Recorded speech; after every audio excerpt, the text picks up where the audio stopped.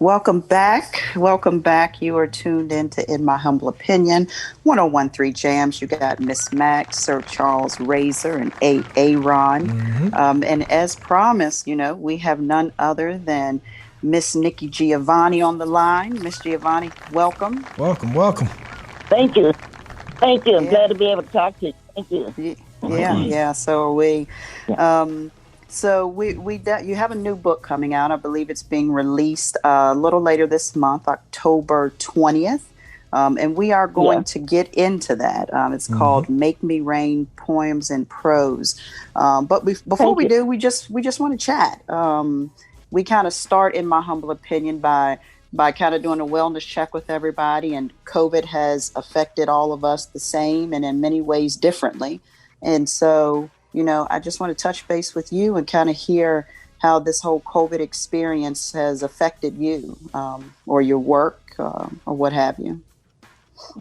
I think it's fine. I mean, I'm not urging anything, but I have not caught it, if that's what you mean. I go see my doctor once a week, and that's just to be on the safe side. I teach on Tuesday, so I'm teaching creative writing. I go in and make sure that I'm okay. And I go into the classroom because I think the kids deserve the right to see me. Some do. I mean, some people think differently, and that's okay too. I'm not having that problem. I was I was interested, to see that I'm for Joe Biden, and I was interested and glad to see that Biden has always been wearing his mask, which I do when I go to anything when I leave the house. I haven't been traveling, of course.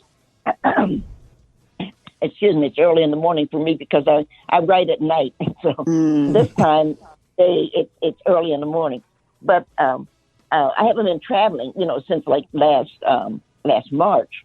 And I think that's smart. I saw the airlines were complaining that nobody's, flying, but nobody wants to get on the airplane and not know who the person sitting next to them is. And, yeah, I know they keep saying, well, it's safe, it's safe. Everybody keeps saying that. Except to the 210,000 people who are dead. So I'm just I feed my fish. My fish are getting fat. I have a goldfish pond, and I love my fish. Goldfish because they don't make any noise. My dog is crazy, so you may hear her shouting. She may bark or something, but the goldfish are just sweet. You can just go out, and they're really beautiful. And I've been feeding them, and they've been getting fat lately. So I know they are. I know they'll be glad when winter comes, so that they can go on and stretch out and go to sleep and lose a little bit of that weight. So, right, They living good. That's nice. I was thinking about, as this interview was approaching, I was thinking about the last time that you spoke to, in my humble opinion, and it was just post August 12th here in Charlottesville. You kind of talked about how the Black community would recover from this. And you specifically mentioned the role that Black artistry, whether it be music or writing or fashion or what have you, would help to mend this. And I guess, we're kind of drinking from a water hose at this point because those things that negatively affect us don't stop. Right. And then a lot of cases are getting worse. So I just wanted to kind of hear your gauge on whether or not you feel like the artistry that the Black community has to contribute has played the role that you had hoped it would in terms of helping us to recover and get through what we're experiencing right now. Oh, absolutely. When you think about our ancestors, just go back 300 years. And when we were enslaved, we created the music of the world because no matter where you go, you hear the music of Black Americans. And now, of course, when the youngsters are rapping, you can go any place. You can go to Russia, you can go to China, and you can go any place in South America, and you hear people rapping. So Black Americans have created the sound, the voice, and the hope of Black Americans. So there's every reason to know that we will, of course, get through this. How we look, and I have to laugh. I laugh at my students all the time because those who are having the money are now buying blue jeans that cost $200 or so, and they're torn. They have holes, and I'm saying to my kids, why are your pants torn? Oh, that's the style. No, that's not the style. poor people used to do that because they couldn't do any better. So I just like the fact that no matter what's going on, people still want to look like Black Americans. They want to talk like Black Americans. And we know very well that they want to cook like Black Americans. They want to eat the food that we make. So I think we're gonna get through. It's not a happy, what you would call a happy period, but neither was slavery. And we went through that. And we kept a track of each other, and we built communities, and we built a school, and we built a church. We built what we had to do to keep ourselves together. So I'm very proud of our community, and we continue to build. You know, personally, I'm sorry, go ahead. Important to vote. It is important. I just want to say that because we're so close. I think we're 14 days now from voting. It is important to vote. And every time I think of Mrs. Hamer, Fannie Lou Hamer, and I think of how they beat her to try to keep her from voting, I know that no matter what, I don't care what the weather is, I don't care, what I have to put on to do it, I'm going to go and vote. And I know that Donald Trump and those fools that he runs around with are trying to discourage Black people. If you go, you're going to get sick. Well, the thing that made us sick was Donald Trump. And I just love that young lady who says that the only thing that bothered my father was when he believed Donald Trump. And he's dead, of course. So I just want to remind you, you have to vote. Too many people have paid too high a price for you to say, well, I don't like so-and-so. It's not a question of what you like. It's a question now of getting rid of the devil. Just now you mentioned we were so close, and we all know that you're referring to the election, but if you wouldn't mind elaborating, what is it that we're so close to? Just sometimes it's a little bit, speaking for myself, it can be hard to see the end, or to see the sunshine, so to speak. So in your own opinion, what are we close to? We're close to being the wonderful people that we are. And I'm a space freak, and I say it all the time. It's so important. I want to see more Black youngsters be involved and excited about space, because obviously we're going to have Black youngsters as Earth is now not doing well. And that has nothing to do with, we're having a hard time. It has nothing to do with the individuals. It's that Earth itself is not doing well. We have the fires in California. We have the floods coming up from the Gulf. If Earth doesn't do well, we have to find a place for Earth to go. And the people to do that are going to be Black Americans. And you might say, well, why are you saying that, Nikki? I'm saying that because we've already dealt with the aliens. When they sold us in Africa and brought us over here to what we now call the United States, we lived with these aliens. We've lived with them for 400 years, 500 years now. It's going into that. We're living with one of the true aliens on Earth, Donald Trump. So obviously, Black Americans are going to be the people who are going to take us into space. And when they do, they're going to take us with a song, with a dance, with some song, with a style. And I look forward to it. I want to see our kids much, much more involved in space and what it means, and not to be afraid, not to be afraid of what we don't know, because what we know is scary. What we know, what we are seeing for President, for Mitch McConnell, for Senator Collins and them, that's scary. So what we need to do is remind ourselves that whatever alien means, it doesn't mean what they're trying to tell us it means. That's what I was trying to say. Right. I think it's wonderful. I'd love to go to Mars. I'm an old woman now, but I know I'm getting on the ship with her. The youngsters, it just would be so wonderful as they set their minds, as they set their eyes on another life and another planet. I just think it'd be wonderful. Hey, Miss Giovanni, really appreciate that. This is Ron, and I love your work, and I also love the fact how you love jazz. I know these guys laughing at me, but I have a question because you lived through and had a lot of experiences. I was talking to my father who's had similar experiences, and he said the energy that he feels in 2020 was very similar to 1968. And I know someone that had your experiences probably can remember that year vividly. Can you talk about the spirit of rebellion that Black Americans had during that time and some of the similarities and maybe some of the changes or things we can take from that period of time to bring to now? Well, we have to remember in 1965, of course, 1963, we had the murder of Jack Kennedy, and then we had the murder of Martin Luther King, and then we had the murder of Bobby Kennedy, and those were just for a couple of them. And we're now at a point that almost every week the police are murdering one or the other unarmed black man or woman. So we're going through that. We used to in the old days, and this is in the 20s, have to deal with about once every week. We had someone being lynched, someone hanging from a tree, and the community found a way to get through that. I mean, that's reality. And they found a way, our community found a way to get through it. It wasn't easy, and I know it couldn't have been fun, that you have to cut your brother or your sister or your husband down from a tree and wipe the spit off of them and clean them up. It was a terrible thing, but we got through that. And we're going to get through this. I think that what Black Lives Matter, and I think that those three women who started that are just incredible.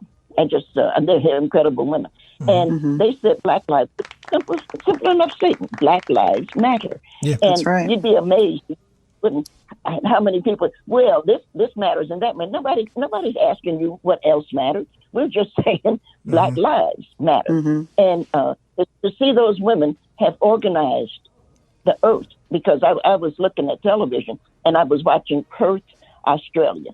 And that just blew my mind, that there were people in Perth, Australia, who were marching with Black Americans to say Black Lives Matter. So, yeah, getting through it, it's not fun, but also we're not whiners. So we have to get over that. We're not going to whine about this. We're not going to whine about the fact that, a lot of white people don't like us. So that's not our problem. Our problem is, do we like ourselves? Do we love ourselves? And if we do that, everything that works. And Ms. Giovanni, why do you think that is? Why just the phrase itself and the statement, the stance that Black Lives Matter is so offensive? Is it as simple as it's just bringing out the racism that people have within them? Or is there something deeper to why that simple statement is so complicated to folks? I think if we're going back to slavery, and we have to, that the so-called white supremacists, and there's nothing supreme about anybody that has to kill people in order to maintain their power. But I think it was that they don't want us to like ourselves. And, we live, I'm older than everybody on this phone right now, but we are living in a community, in a world, in a time that everybody wants you to dislike yourself, even though everything you do, they do. They take your song, they take your clothes, they take your food. And I think that Black people have to really learn. And I think it's probably an unlearning. And that's why the women are so important. I think it's really important to learn that Black Lives Matter. We are the ones that had to learn that. It has nothing to do with who else doesn't like it. It has to do with we have to like that. Do we matter to ourselves? Ms. Giovanni, this is Ray. I got a question for you.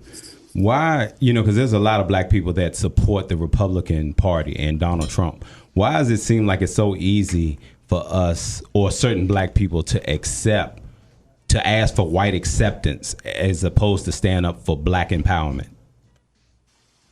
I'm sorry to say I would have no idea. I know that Kanye West needs to be hospitalized, and I think his wife should, because he's clearly crazy. That's the truth. And I saw Herschel Walker, who was standing there on the stage with Donald Trump, and we know that Herschel probably got too many hits when he was playing football or something. And that's the truth. So we are seeing that some folks, but one of you has a T-shirt on that says King Jesus. Right here. I'm a Christian. Yes, ma'am. Yeah, I know. I can see it. And what I think that we have to remember about Jesus, because everybody wants to say Jesus loved everybody, but he didn't. But what I like about Jesus is that when he was out in the desert, 40 days and 40 nights, and the devil came to say, I will give you water, I will give you food, I will give you whatever. And I like that Jesus didn't try to understand him, didn't try to talk to him. He said, get thee behind me, Satan. And as long as we, you and I, and people like us are willing to say, get thee behind me, Satan, we're going to go on. We're going to go forward. It was good enough for Jesus, good enough for me. Yes, ma'am. It's good stuff. Yeah. So I have a question for you. As an educator, you are educating our kids who will someday be our neighbors, our leaders, or educators in their own right. And so I wonder, like, how the times shape what you teach them, right? Because it's a horrible time. We're killing each other for no reason. There is no humanity. There's a winners and there's losers. There's no value in people that don't look like you. So does that at all play a role at all in what you feel like you have to give your kids so that they someday become good people in this world?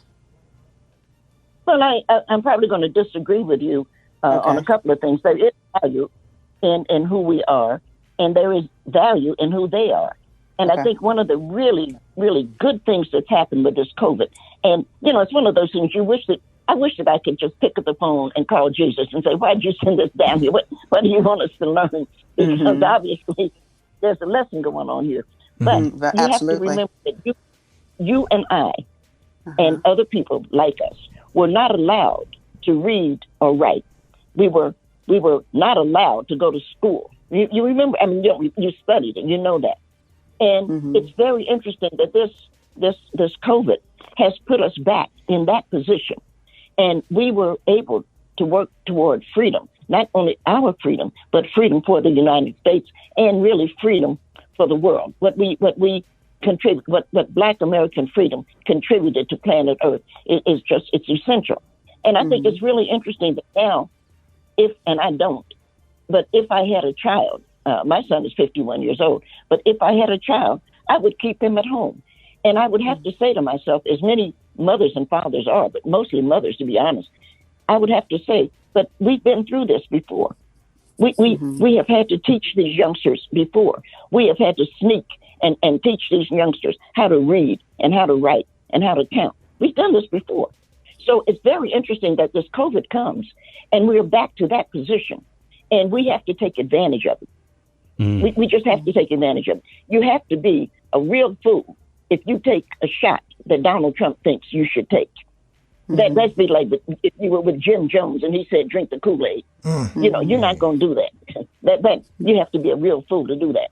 You got your kids at home, and somebody's going to say, well, it's hard. I can't go to work. I can't do this and that. But you used to go out in the fields.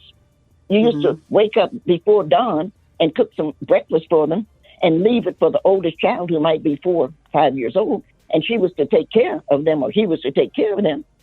And you went out and did what you had to do to come back home at night. You did. We've done it. And so I think it's really interesting that somebody's trying to make us afraid of leaving these children, of looking for, as neighbors and as friends, looking out for each other's children. We can do this. And certainly, and I teach, and I think I'm lucky to teach. But we also know that a lot was learned, not by schools, but what the old people and what the churches taught us. We have to remember that. Right. Miss Giovanni, I have a question for you real quick. Back in when you were doing your civil rights fight, now we look back and we see Martin, Malcolm, you, Rosa, Angela Davis, everybody. In today's society, it seems like it's much more difficult for African Americans to find leadership that we stand behind without tearing them down. Were they tearing down Malcolm and Martin them back then? And, because a lot of times you get your flowers after you die. But was it the same thing then as it is now? Or if it was, then why aren't we just finding somebody to say, that's our leader and that's who we're going to follow, that has nothing to do with entertainment? Well, you see, one of the problems, and again, I'm going to have to disagree with you a little bit. One of the things that's so brilliant, totally brilliant about Black Lives Matter is that there's no particular leader. So that means there's nobody that you shoot down. In the old days, we had Martin, and we had Martin Luther King. And so that was a leader And when people said, "Oh, we're not going to, we don't want to be bothered with that," they can shoot him down. And then Black Americans said, "We don't have a leader," but they can shoot down, and I hope they don't. All of them. They can shoot the Black Lives Matter. They can shoot the poets. They can shoot whatever. But there is no leader because the people are leading ourselves. Okay. And I'm so proud of the people. We are doing the leading. We don't have an apartment that you can call. We don't have a card that you can pass out. We're not doing any of that crap that we used to do. So that somebody could then come in. What is a problem, and I'm sure you're aware of it right now, is they are beginning to turn on themselves. So we have now, we have the Wolverine group up there in Michigan turning on the governor, and they were going to take her and they were going to kill her. They didn't mind; they just going to kill her, and they were going to do that because they knew that she was a leader. We don't have a leader like that. You and I are our leaders, and we're going to go on because we are people of integrity and we are people of value. We're going to go on. Yes, ma'am. I think it's wonderful. I think it's just incredibly brilliant not to get involved with that. This is my suite. This is my car. This is my card. This is the suit I wear when I go out. I'm trying to show you. And somebody else did that. That fool down in Tim Scott down in South Carolina. Well, the president called me. What the hell does that mean? The devil calls all of them. Yeah. So we're going to take a quick break. Ms. Giovanni, if you would stick around, we want to get to that book you're releasing later this month and chat a bit about that. So stay with us, family. We'll take a break. We'll be right back. Still here, still standing as promised with Miss Nikki Giovanni. And Miss Max, I had a question. Did you have something you want me to jump to the question and then you jump to the book? Do you want to? No, sound good? Go ahead, oh yeah, Miss Giovanni, it's real quick, and we definitely want to make sure that we plug the book. So I was blessed to be able to, and I say blessed because I know the work is still yet to be released publicly, but I do have it on that pre-order. And so like there was an excerpt where you specifically in parentheses you marked that it was for Donald Trump, and the title of that is you talk about rape. So the question I have for you before we dig deep into the book, though, is, I'm reminded of Malcolm X speaking on the black woman and how they're the most disrespected person in America, an unprotected person in America. So when you see just the vitriol that Donald Trump has for people, whether it's the disabled, people of other cultures and what have you, and then you still have the people that say, but I'm going to vote because I think he's good for the economy and the social stuff. We'll work that out some other way. So being a black woman, and you see someone you hear someone that says that kind of thing, I want your opinion on that, as well as your opinion on the black women nowadays in particular, and the way that they are stepping up and leading us in so many areas. Well, I couldn't be prouder of Black Lives Matter, and I know I've said it again, and I don't hate to keep repeating myself. I am very proud of those women who found the three words that were so important: Black Lives Matter.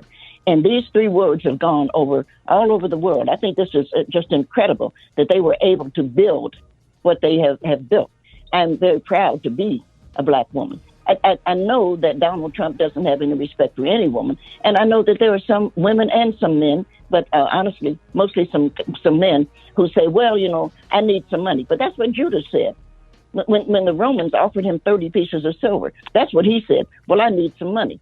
And, you have to decide, are you a whore or are you going to be a person of integrity? That's all. I figured, if I needed money that badly, I could stand on a corner. I'm 77 years old. I could stand on a corner and get 30 pieces of silver. Don't do it, Miss Giovanni. Don't do it. You did too much work, Miss Giovanni. Don't do it. I'll send some money down there for you. Don't do it. But you see, that we keep hearing that. Well, I need my job. I need this and that. And yes, ma'am. We've got 4 million people or so out of work. Mm-hmm. So what are these people going to do? They need, and that's why I keep saying, they need to vote. They need to get rid of Donald Trump, and they need to not worry about what might happen if they have to get rid of this person, because we have to have something new. We have to have something new, and I just think that there's something out there, and I'm excited I love jazz. Somebody mentioned jazz. I love jazz. And I'm excited to see what the next sound, what the next music is going to be. Because obviously we are making, again, this is a difference. We're making a difference. I want to hear what we have to say. And I have a lot of faith in what we're going to do, because what we're going to do is the right thing, is a good thing. And I have a lot of faith in Black people. I don't see that we're going to. Thelonious Monk, if I may quote, Monk, said the piano don't have no bad notes. And I feel that way. I'm teaching that to my students, by the way. If the piano don't have no bad notes, a poem doesn't have any bad words. So it's just a question of finding the words and putting them together. I think Monk teaches us that. And I think you have to learn something. We talk about going to the past, but I think you have to go back sometimes and listen to see what was being taught there. Boom, bam, boom, bam. And somebody said, Monk doesn't know what he's doing, but he created a whole new sound, didn't he? Yeah. I love Monk. And we have the poetry that did the same thing. Look at what our kids are doing now. Look at what they've done with the novel. Look at what Kwame Alexander has done with the novel in order to tell a story. It's I just think I know that, you say to yourself, well, I'm not going to live forever. And, it's just something you accept. I'm not whining about that. But it's one of those things that you think, oh, I would like to be around for another 30, 40 years just to see what we've created. Just to see. Because I know we're going to do something that's going to be different and something that's going to be fun. And I'm a foodie also. So I'm really interested. Marcus Samuelson is going to be an editor at Bon Appetit. That was the time that Marcus couldn't even have washed dishes. And it's really interesting that they're now just reaching in and saying, well, we need to know, we need to learn. Yes, you do. And so we need to teach it, and we're happy to teach. We're fine. We our fair share. Yeah. So let's talk about your new book, Make Me Rain, Poems and Prose. Where do you want to start? How about the inspiration for the book? Well, first of all, there's nothing, and we were talking about Jesus a little earlier. There's nothing more important than rain. And we know that. You have to have water. You and I could go out and not eat for 40 days, but it would be very difficult to not drink for 40 days. That's going to be a really difficult thing to do. And we know, and I was talking about my fish earlier. I have a little fish pond. It's not that big. But in putting the rocks in there, they were just rocks and with water. But now, of course, moss has grown on the rocks. So we know what water does. Water is the life of everything. As a woman, we know. As a woman, we know that it is the yolk. And it's okay. I don't mind. Starbucks makes a sandwich that has the white, and there's nothing wrong with it because the white will last longer. But it's the yolk that brings life. And so I think you have to look at what's making it all grow. And I thought, wow, there's an old song. Some of you know it. It's called "Make Me Rain." It's an old jazz song. And I thought, yeah, if I could be anything, I would want to be rain. Because if I'm going to be rain, things are going to grow. And no matter what anybody thinks about me, no matter what, something will grow from me coming into the soil. Something will grow. And so that's how it started, simply because I thought, yeah, I would like to be rain. I would like to be a part of something that's making something grow. It's wonderful. It's raining here today, by the way. And I know that the storm is coming up through Louisiana, and I'm sorry, because that's a mess. You look around, it's got 12 inches of water. But something else, it's going to be hard to hold on. I'm not a fool about that. It's going to be hard. But something's going to come from that. And it's going to be exciting to see. And what do we do with that which is growing? What do we do with it? So Make Me Rain, it's just wonderful. And I think everybody who writes a book now is going to owe me, because I've gotten my publisher interested now. They will allow me to write poems and prose, which I think is important. Poetry is just it's the novel. It's an idea, and some ideas come one way and some ideas come another. And I think I've helped open that door for the writers to say, well, I don't have to just do this. I can do I can do it my own way. I think that's important. I love the book. I think it's pretty. And I don't know if you've seen it yet, but Marvin Gaye, I'm a big Marvin Gaye fan. And I was so glad, actually, that the Rolling Stone finally admitted that Marvin Gaye's What's Going On is the #1 album. And they finally just added, okay, Marvin Gaye is the best. Well, we knew that, but I'm glad to see that they Right. Yeah. So, my next question to you is, what is it that you hope to fertilize or kind of grow with this new project? And it sounds like opening the door for poems and prose is one of them, but is there anything more symbolic in your opinion, or just something that calls us to be a better quality of people that you feel will be birthed out of someone partaking of your book? Well, I think we're a good quality of people. You probably recognize that. We've been talking. I think we're good people. And I really have enjoyed this book. Like most poets, I'm always in love. Poets are always in love. And so the one thing you see, it's a lot of love poems in there because poets are always in love. And it's a good thing to be. And there's a reason that pencils have erasers so that you are in love. And I wrote a poem about that too. And if it doesn't work, hey, you erase it and go get another one. And that doesn't mean you have to be mean. It just means that's what happens. I have a lot of in this book because, again, I love it. I had a lot about cooking with my grandmother and about being with my grandmother because grandmothers are so important. Yes. And now I am a grandmother. And I see why everybody said, you put up with your children so that you can have grandchildren. Your children like that. But then you get your grandchildren, you think, okay, it was worth it.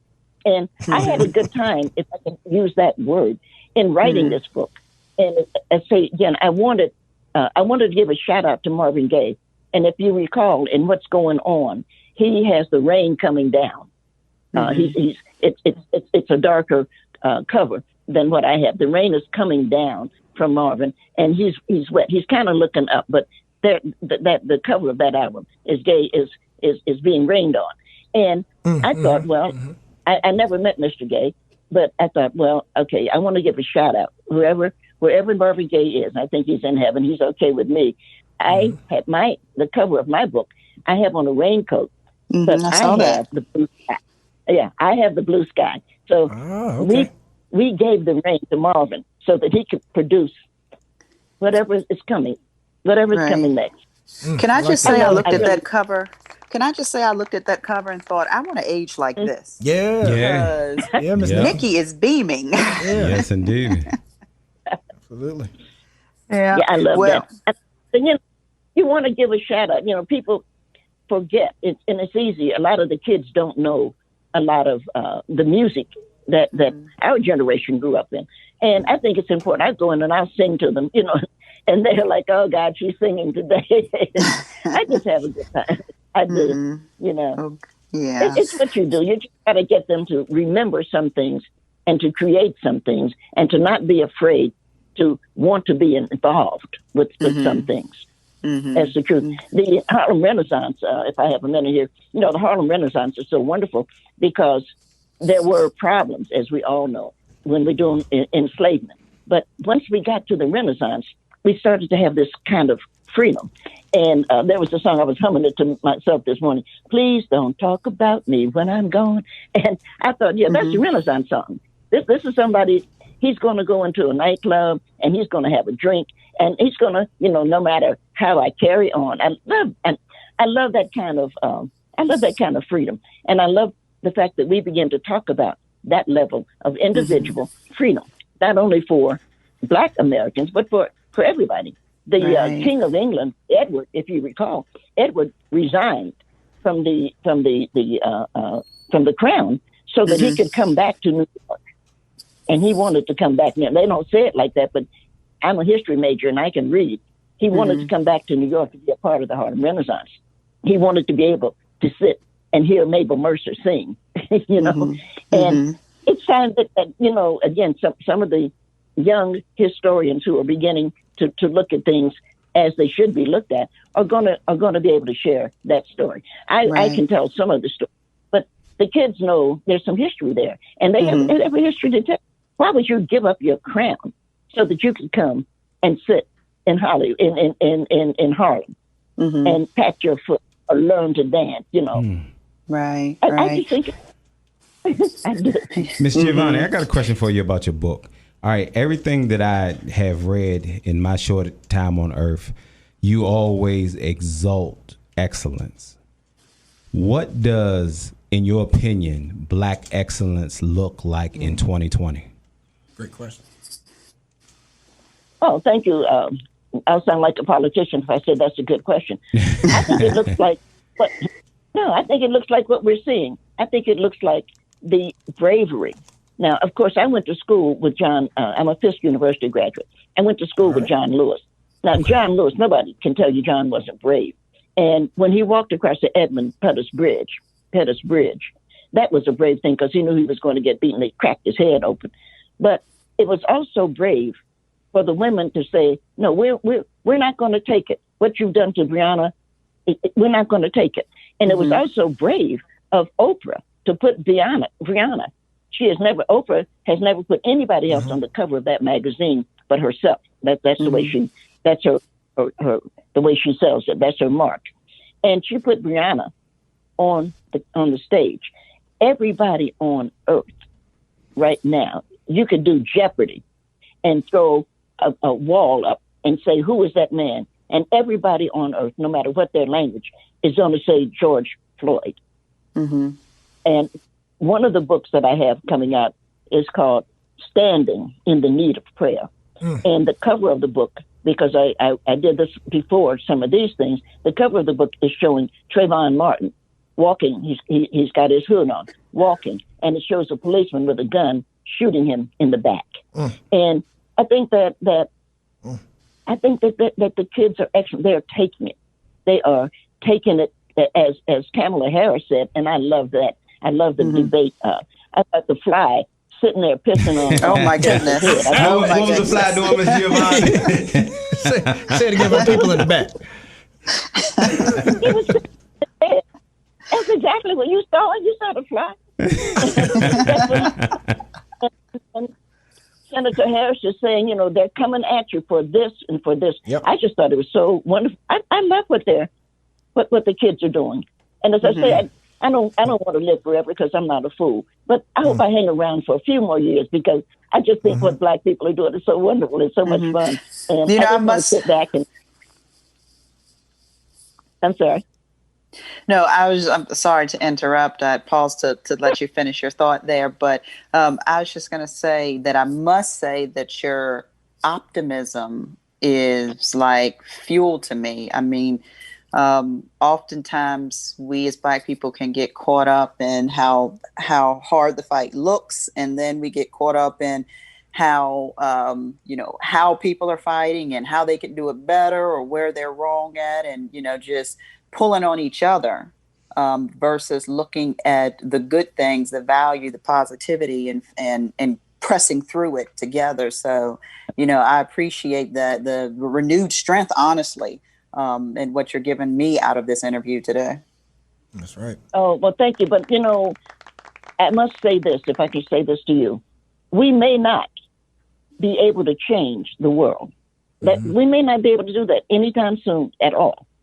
But what we have to do is not let the world change us. And that's what I like about this generation. They are not letting the world change us. They are finding a way to go forward. And I just think it's so wonderful. I really do. I mean, go kids, go. And, you all laugh, but it's true. You get the flies are helping with it. The studio, I don't know anything. But the fly, and it pissed on Mike Pence's head. And I thought, good for the So before we let you go, of course, we got to ask a person of your stature about legacy. And the legacy, our version of it for anyone that you ask, that changes with living and with experiences and what have you. So, I just wanted to kind of get your feedback on what it is that you hope to leave here and change in this world. Well, I just hope that I have reminded people it's a good idea to grow old. And I must say that. I know a lot of people, oh, I don't want to be old. It's like people saying, I don't want to be fat. So it's two things that I want to be. I want to be old, and I am, and I want to be fat, and I'm not. I'm trying to, my doctor and I are trying to get me to gain weight. And I'm probably the only person in America sitting around saying, I need to gain 20 pounds, but I'm working on it. But the main thing you want to do is be as brave as you can. That's all, because that's all you have. All I have, in all fairness, and I'm not being humble, but all I have are words. And so I want to use my words to help remind people we are a strong and a good people. And that is to remind. That's not to teach or tell. It's to remind. Because we sit down for a minute, get a glass of wine, get a glass of beer. My parents drank beer. Both my mother and my father drank beer. I don't drink beer. I cook with it. But if you just sit down and say, but we are good people, it matters. Black lives matter. That's right. Right.